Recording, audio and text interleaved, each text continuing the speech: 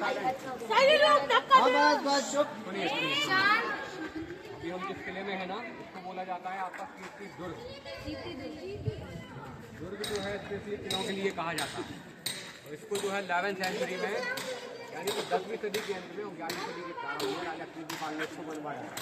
तो ये उन्हीं के नाम से मेंशन है, उन्हीं के नाम से इसको जाना जाता है। उसको कहा जाता है कीर्ति दुर्ग। दूसरा इसका एक नाम और चलता है, इसको कहा जाता है नौखंडा महल। नौखंडा मतलब 9 खंड है जिसमें। ये आपके सामने अभी 5 मंजिल प्रेजेंट में आपको दिख रहा है, क्लियर है ना?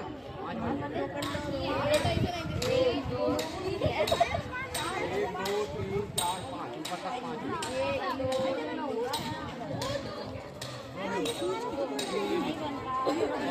सामने आपके 4 मंजिल इसका नीचे है, बेसमेंट में हल्का में। ये पार्ट नहीं जा सकते, ये जो पार्ट है हल्का का होता है, हर किले का होता है। क्यों होता है कि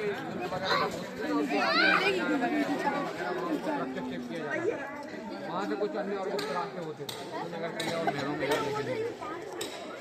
दूसरा जो इसका अगर हम रियल इतिहास देखें तो वो है महाभारत कालीन, है ना? यानी कि 5000 वर्ष पूर्व देखने की बुआ के लड़के रुद्री के पुत्र राजा शिशुपाल, इनकी ये नगरी रही है, जिसको की जो है ओल्ड चंदेरी के नाम से जाना जाता था। इसको कहा जाता बुरी चंदेरी। बुरी चंदेरी एक्चुअल में 16 महाजनपदों में इसका उल्लेख है। सीधी महाजनपद, सीधी राजधानी 16 महाजनपदों में 7वीं महाजनपद महाराष्ट्र के धमकोपुर के पिताजी का नाम। इनकी राजधानी रही है, जो काफ़ी धनाढ़ जनपद रही है उस समय पे जो है बहुत बड़ी अपार संपदाएँ होती थी। 61 महल, 350 सराय, 1200 कुआं बावड़ियाँ, मंदिर की तालाब, काफ़ी बड़ी सेना है, हर चीज़ के बाजार अलग अलग होना, ठीक है ना? और जो हमने म्यूजियम में देखा था ना पूरी चंदेरी के बारे में, वो आपने जो देखा था पूरी चंदेरी के बारे में, वहाँ पर जो प्रतिमाएँ थी 9वीं सेंचुरी से लेकर 12वीं सेंचुरी के मध्य की, इसमें जैन की, विष्णु जी की, विष्णु जी की, शिव जी की, सारी प्रकार प्रतिमाएँ दिखी। 9वीं सेंचुरी से 12वीं सेंचुरी म्यूजियम के अंदर वो इसी पूरी चंदेरी बताते हैं कि वहाँ जो है खुदाई वगैरह की जाए तो कुछ ऐसे अपडेट मिल जाते हैं, कुछ यहाँ रहा है। चंदेरी जो है एक्चुअल में कई बार बनी और कई बार बनी, तो बड़ा प्राचीन इतिहास था। कई बार हमने देखा था बैजू बावरा जी का स्मार्ट था, सुन लो सब। बैजू बावरा जो थे ना वो यही जन्म हुए थे, उनका निवास भी था। महान संगीतकार थे, संगीत का आविष्कार, संगीत का उत्पादन करते थे। उन्होंने और तानसेन ने साथ में संगीत की शिक्षा प्राप्त की थी वृंदावन। बाल्यकाल में जाते हैं ये शिक्षा लेने के लिए और युवावस्था में शिक्षा लेने के बाद आते हैं और ये यहाँ बैठ के उसी जगह पे प्रैक्टिस करते हैं, संगीत का उत्पादन करते थे। नए नए राग रागनियाँ गाना, संगीत का उत्पादन करना, राग देश राग महाराज राग गीत गाते थे, जनने लगती थी, बड़ी बारिश हो जाती थी। संगीत में बहुत जादू था।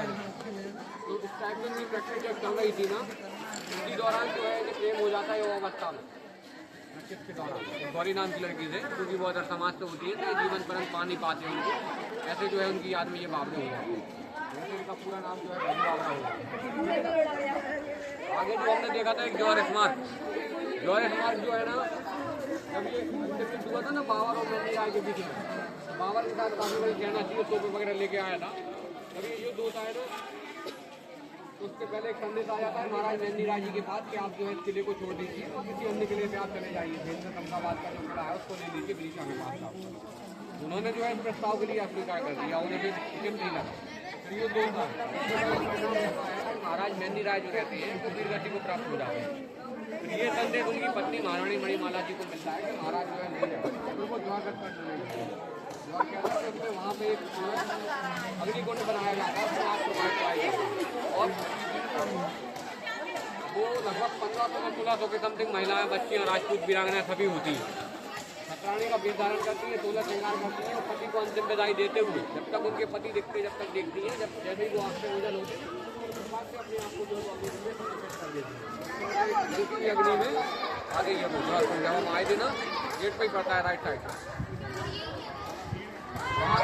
ठीक है ना? वहाँ पे जो है अग्नि की प्रवाहित देंगे अपने आप को कहाँ कर देती है, आपकी लगता है कई महीनों तक जाती है।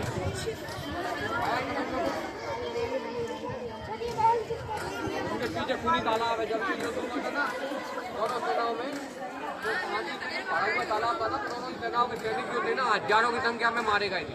पानी जो है पूरा खून में तब्दील हो जाता है, ओवरफ्लो होकर बहता हुआ एक गेट के माध्यम से निकलता है, जिसको जो है बाबा जी की पूरी लेकर को निकलना पड़ता है। ठीक है, अब आप लोग नीचे देख लो, फिर बाहर करना है।